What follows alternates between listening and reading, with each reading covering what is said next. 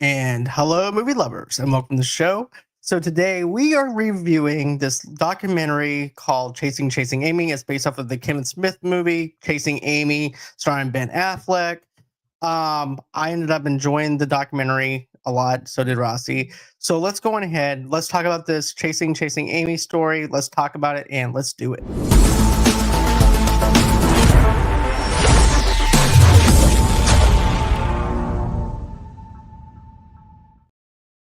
What's up, John? Hey, nothing much. How you What's doing, up, Rossi? everyone? What's up? What's up? How you doing? How you doing? We always have laughs before we come on live, guys. So when we start and we're like giggling, it's because we're talking mad stuff behind in the backstage. Exactly. And that is no longer that. Here's the thing, that's going to be in the archives. Never seen, never. You guys are not going to know Never, anything about that. Forget never. about it. Forget. so Yes. so here's the thing, I love Kevin Smith movies. I love Chasing Amy. When this was sent in to me, I'm like, I already knew what it was right off the bat. I'm like, this is about Right. the documentary, about the stuff behind the scenes of Chasing Amy, someone that probably has some inspiration with the movie itself. Right. Right? So I thought it was very inspiring at the very beginning of this, where you have Save, and and basically Save is just talking about the fact that Save was on a TED talk, Right. talking about how passionate um Save was towards the movie Chasing Right. Amy. Right. And I love the passion for that Right. because it's about self-identification, about finding your own self and stuff like that. And someone winded up finding their own selves watching this story unfold about Right. a straight man trying to go out with someone that's a lesbian. And Right. that's something that is like separate borders whenever you look at a straight man and a lesbian. If you look at it like that, from that Right. perspective, like, hey, I can't even go out with this person because we're not even because I'm a male, she's a female, she doesn't like men, so therefore Right. there's no reason for me to even try to be with her. But there's that other line of crossing where Ben is like, you know what, I think I can make her love me even Right. though I'm straight. But what Right. did you think of it? Well, first, I want to tell you guys, if you haven't seen Chasing Amy, it came out in '97. It was a really good film. I watched it. And so, just a little bit about it. So, you have Holden and Banky, our comic book artists. Everything's going good for them until they meet Alyssa, who also is a comic book artist. Holden falls for her, but his hopes are crushed when he finds out she's a lesbian. So, that's the basis of the movie. And so, as John said, you have Ben Affleck throughout the movie. Like a lot of men think that you can change women that are gay, maybe she needs this and she'll be straight, and not that easy. So anyway, the film's really good and Kevin Smith did a good job. As far as the documentary, yeah, I thought the basis of the documentary was really good, and I love the fact that Save is she opens up by telling her story in a stand up or a TED talk, whatever it was, about the fact that when she was in middle school, she was kind of like the odd one out.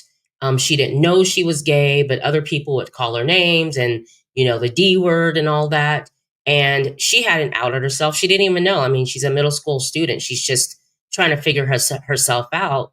Anyway, she talks about finding this movie called Chasing Amy and how it opened up her whole world and that she wasn't alone, and kind of figuring herself out. And she even speaks about the fact that in the movie, there's many representations of people like her. So it absolutely helped her out. And so she makes this documentary to kind of, give Kevin Smith a big thank you because it impacted her life a lot. Mhm. And I'm sure she's not the only one, at that time that found this movie and was like, oh my gosh, there's people out there like me and they're living so free and so comfortable. And when you're in middle school or high school, you're trying to figure that out. So to see a movie like that for someone like Save, it's just like, it's everything. Absolutely.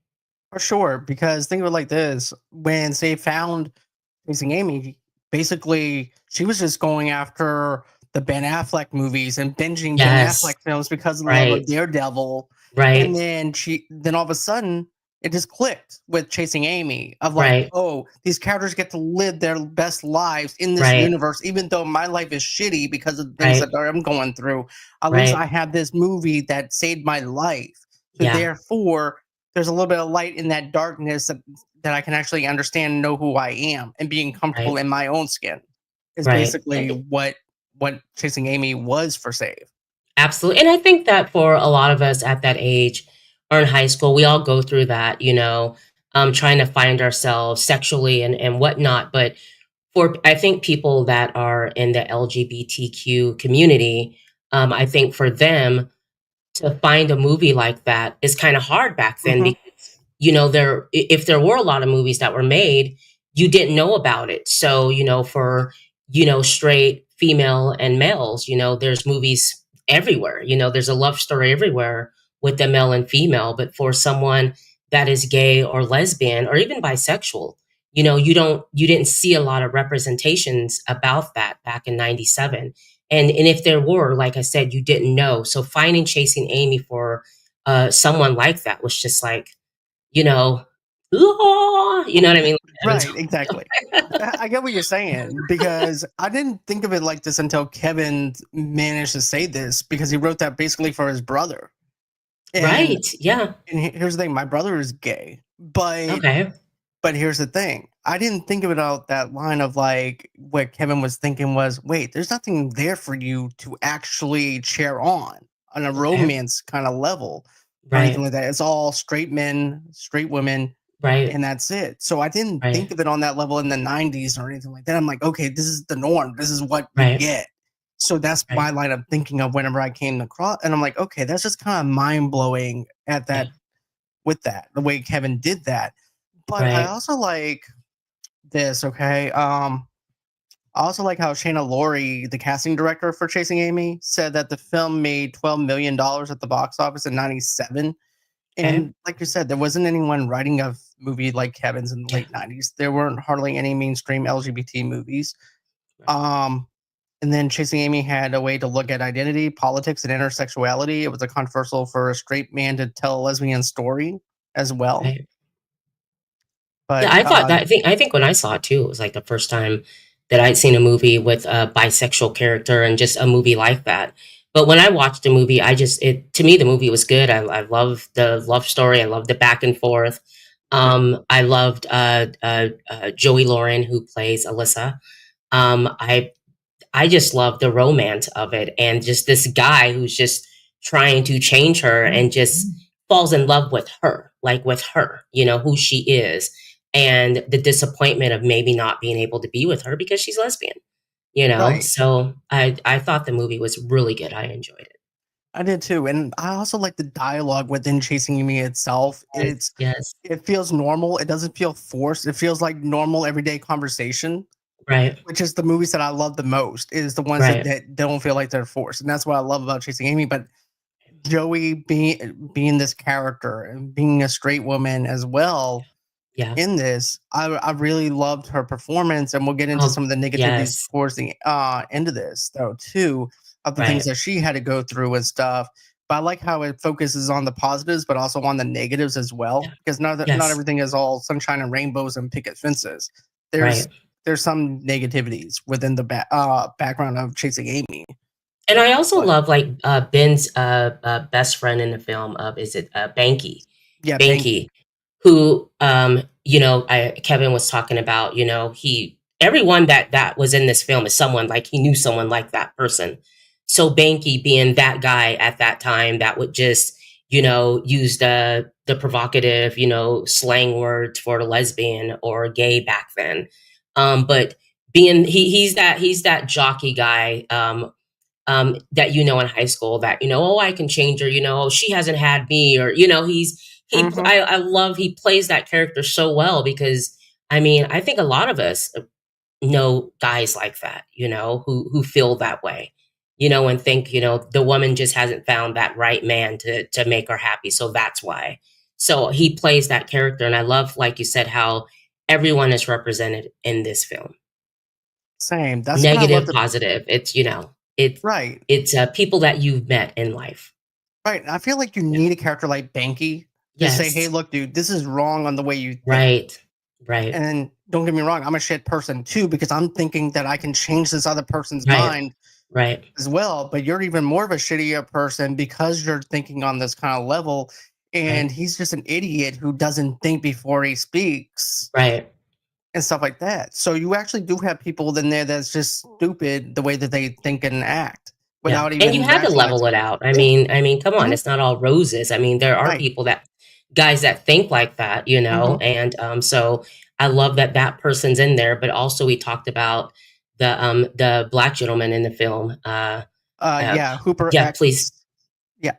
Yes, The Hooper X absolutely. character. Yeah. And him being represented as a black gay male in this film that you probably didn't see a lot of back in 97. So like you said, everyone's represented, and also everyone's just regular. Just Right. regular, just a different culture, but just regular, right? Right. Exactly. And that's something I wanted to touch on too. Like I watched this movie on Netflix called Outbreak, and there was this Okay. nerdy a person of color. He was gay, he's a gay character. But I Mhm. like how there's a quote in in the show. It's like it's okay for you to be this kind of way, but it's not okay for me to be this kind of way. Because it's one thing to be nerdy and black, but it's Right. another thing to be nerdy, black, and gay. Right. So the Hunter X character to me is like kind of like on that same kind of scale of like just looking at through that lens of like, Right. for someone of color to be gay, it's actually something that's different that we haven't seen culturally in the 90s or anything Yeah. either. Oh, So it yeah, in the makes 90s, sense. it was. So I feel like, and correct me if I'm wrong, if you, I want to know what you think about Mhm. this. But do you feel like that because of the fact that he's a person of color, that it actually puts a bigger target on his back because of that? I Because it's think something in so, the 90s. yeah, I think in the 90s and, maybe in the Black community, you know, it was kind of a, Black community at that time, masculine. You know, the men Mhm. are masculine men, the Black men are masculine. So when you have someone that's, we'll talk about a male that's gay, he's made fun of, he's called names, sissy or all types of names that he's called in the Black community at that time. Things are, of course, today have changed. Thank goodness for that. But yeah, absolutely very hard. I lived in some of those communities, and that just wasn't something that you can come out and be honest with and say that. I know in my family though, it was an open thing. In my family, that was like to have a gay cousin or a gay aunt or whatever. I was raised in a lot of love, so we didn't really care. It wasn't a big thing. Like be stand right behind them. Like you better not say nothing to them. Like that's my family. But it is like that though in the Black community. So I think it's real hard for gay men that are Black to come Right. out at that time. But you know what though? I love how the Hunter X character is basically free spirited, and he is who he is, and he says Yes. what he wants to say, Right. and he tells it like it is, and that's something I respect about that character. And he's Right. And able you to have love that him. type, like, You yeah, love him. You watch the film and you love him. exactly. Yeah, he's So, funny as hell. let's talk about this, okay? So Okay. let's talk about the Kevin and Joey Lauren Adams relationship, Right. where they met on set of Mallrats when she Oh, auditioned. She that's dated right. what? Yep, and she dated while filming Chasing Amy. The relationship ended in '97 during the premiere of Chasing Amy. Kevin walked out of the relationship, Right. and here's the thing: I never knew that they dated because don't forget, I was probably 11 years old or something like that. I was like, I Okay. don't pay Okay. attention to stuff like this. But Right. I didn't even know that they dated. Joey Lauren Adams is basically your girl next door Right. kind of actress, which I love and respect her because I loved her in Big Absolutely. Daddy. I loved her in Yes. This Is but just knowing that he ended up basically giving her an FU to her and saying, Right. get on, give her a broom. Right. I'm I didn't like, even know at all either until obviously I saw the documentary. I didn't know they dated. So it was like, oh my gosh, and then to find out when they broke up, and how that happened, no clue whatsoever. Never even heard about them dating. So that was a big surprise to me. same, because I was not expecting that. I'm like, okay, I didn't even know that that was something that happened. And Right. then, then you see the whole entire deal of, okay, now she's the face of the poster of Chasing Amy. The movie Yes. premiered. You have the Sundance stuff that happened. And I like how Kevin mentions this. He goes, yeah, there's a lot of positive that came out of it because of Harvey Weinstein, and it made Right. me kind of cringe because I know Harvey Weinstein when he said Right. it, but I do Right. like how he went back and said, had I known what I know now about him, I would Yeah. have said fuck you to him. Of course, a lot of And people would yeah, have. A lot of people would have. He's not the only one, who knew at that time, right. I believe Kevin didn't know.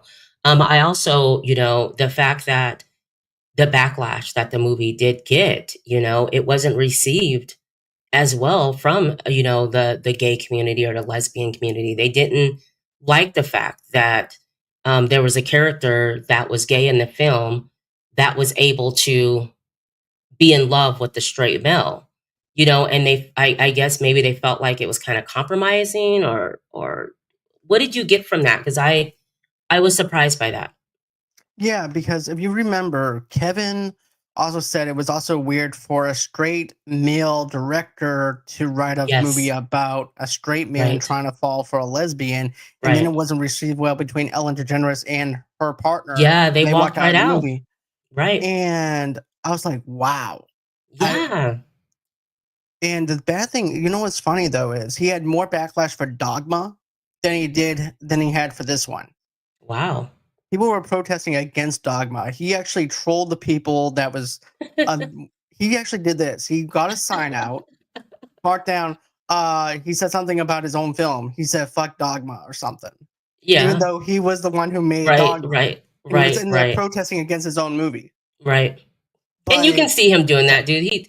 yeah, Come on, that's the Clerks. You know what I mean? Like, and exactly. what I love about him is, before independent films were a thing, he was doing that. He was doing independent films, all of his, what, all of them. Yeah, all of them were indie So films. yeah, so he didn't need, And he could do that, and when you, with his personality and who he was, it's funny because you would expect him to do something like that. right. Yeah. Because here's another thing though too that I want to bring up is the fact that with Kevin, he it meant a lot to him with Harvey crying and saying, "Man, this movie made me cry." It was an emotional thing, and that was something that Kevin really touched his heart. And then Right. he realized, like afterwards, that Harvey wasn't who he thought he was. And Right. then also too, it's also hard for Kevin to get his stuff back from Right. Miramax and the Harvey Weinstein company itself because they own the rights to Dogma. Matter of fact, he just got Dogma Wow. back so we can sell it now and basically put it into a 4K format now Right. if he wanted to or distribute it any way he wants. Which is a But cult classic, yeah, which is an absolute yes, cult classic, Dogma. Yes. right. But just knowing at that moment that yes, I finally made something that made Right. somebody cry, has some type of Right. emotion, that means a lot to Right. a director. And Right. then while this is going on, you have the stuff behind the scenes at Sundance where Joey is actually getting hit on by guys. There's also the Harvey Weinstein thing that's happened to her, Yeah. and Yeah. he's just a slime ball. He's a douchebag, and Absolutely. I really cannot stand Harvey Weinstein. Right. But is there anything that you wanted to touch on as far as the Sundance stuff or anything with No, um I want to. I no. I just want to hit on the. I mean, what did you think about the fact that? How did you feel about the fact that it wasn't accepted? That did you feel that it was? Did you find it wrong for him to write something like that? no, Did you get where the community was coming from when they were like, how can he write that, and just the basis of the story itself, I them can being upset at that? I can see why. It's like, well, this is for Yeah. our community. You do not belong in our community because of the fact that you're straight male writing for gay characters and Right. stuff like that. You do not speak for us. Right. We speak for ourselves. You have Right. no right. I can see it on that line, but I can also see on Kevin's line of like, hey, look, I made this for my brother so he can have some type Yes. of relatability. I was Right. hoping for you guys not to actually um basically not shadow ban, but you know what I'm saying, like Yeah. be Yeah. gatekeepers. And Right. I was hoping for you guys would open up with open arms, but instead Right. you're closing me off Right. something that I 'Cause I thought made. it'd be, Right. I thought it'd be welcomed. Like, that's great. There's a film about a what gay characters in it, and I get the love story is not what you wanted it to be, but you did see the relationship that that character had with her girlfriend in the film, Right. so but maybe not being in a community, we're viewing it as just a great movie and these characters that are so different, and you haven't really seen that a lot, but it didn't matter because the story was so good and it was funny. So to find out, by watching a documentary that it wasn't like that for everyone and from people from the community, it was kind of for me shocking because I thought that it would be just like he did a great job, but Me too. I get that they felt like, well, you're pretty much saying that you could change someone that's lesbian. Like it's just like it's not a big deal, like who we are, Right. kind of maybe it was taken like that, you Right. know. I can, like I said, I see both sides of the coin on it. Yes. Like I Right. can see it from both perspectives, and Right. that's the way I feel about it. Um, but let's also talk about this though too, with where Save is actually interviewing Joey now, because Right. remember he's interviewing Kevin and them together. Kevin also Right. feels bad for the things that happen, but he's also laughing about it too at the same time because he has because it's through his lenses, through his experience. Right. Now we actually get to hear what Joey has to say Right. about it. It's like, so is this going to be another basic Chasing Amy interview, or is this going to be something different? Because if it's Right. something different, I'm all in. And Right. Say was like, look, I just want to meet you. She goes, no, you could have done that at a comic book convention or Right. something. But there's something special that you wanted my attention on, Right. and there's a reason behind what you're doing. And I like how at first he's like kind of standoffish a little bit because he doesn't know what to expect. Because that's what I got out Right. of it. I don't know if you did or not with the interview at first. I Like, think yeah, yeah. I definitely felt like her guards were up. mhm, Absolutely. yeah, Are you coming with some F shit? Are you know what I mean? Like, like what do you yeah. want? So what do you want? Yeah, absolutely. So yeah, I got that from that. Right, because here's the thing. I remember watching an interview that Christian Harloff did with the actor that played Zach on Saved by the Bell, for example. And at Right. first, you can tell because this is his first time being interviewed by Christian. And at first, his guard is up. Then once you start getting easing into the interview, he starts Right. loosening up. This is also Right. that same case with Joey, where she starts loosening up a little bit. And I definitely love the little one-on-one stuff with it. Right. I just love the fact that that the Sav was able to basically let Joey know that how much she loved the film and what the film did for her. Like this is not a troll. This is not a like you know even seeing Sav's story throughout the whole documentary about her personal love life, on a journey because of chasing Amy, Right. and what Kevin Smith did for her, I thought was great. So her and Joey sitting down and Joey getting to understand and see that it was coming from a place of love and just what the film did for her. Right. Exactly. Yes. And just Yes. the passion, the overall passion Yes. for it, and then the respect Yes. that Sev has for Kevin Right. whenever they go into the secret stash. And Right. I like that aspect of like, well, I'm not gonna go ahead and take his hat. Right. Kevin can go ahead and give me his hat if he chooses, but I'd rather Right. get one that isn't in the case. If that's Right. the And case. also, the comic book store in the movie, the certain places that they filmed in a movie. I love how Sav brought you to the record store and then they're showing the scene of the record store and then the comic book store. And even in the record store, how the guy's like, everything's pretty much the same, other than the fact that, the tapes aren't there anymore, Right. but everything is still the same. So I love how she went on and showed because a lot of those places are iconic because the film is an iconic, another cult hit. So for her to go on the journey and kind of show you, this is the comic book store, this is the record store, and also when she first goes and meets Kevin Smith for the first time and damn near in tears and going inside and just seeing the posters and everything that he still, I mean, the room that he had set up with still some of the movie posters in there. I thought that was great. But meeting Kevin Smith for the first time, I just loved their interaction and how he was so opening and so happy to have her over. and to find out that what the film did for her, his Right. film. And he just fell into tears whenever he found out about that too. Right. And Because he was he's a just so crier. He's a welcoming. crier. Yes, I love how emotional Kevin gets. Yes. He's really heartwarming. He's really Yes, he is. seems like a really nice guy. I actually know some friends that met him Oh, personally, wow. and he was. I think they were just grocery shopping, and they just happened to see him at the grocery store Okay. in Slidell, in Louisiana, of all places. Really? Yeah, and he took a selfie with them. He had took Wow. time, about 20 to 30 minutes, talking with them. Really down to earth Wow. person. Man, I So wish yeah, Sir Mix-a-Lot was like that when I met him for the first time. you know how they say, "Don't meet your heroes," right? Oh man, that never again. Never again. Sorry, sir. Sorry. Right. Sorry, sir. But yeah, Sorry, sir. but I can't say this. The documentary is very inspiring. Yes. I really enjoyed it.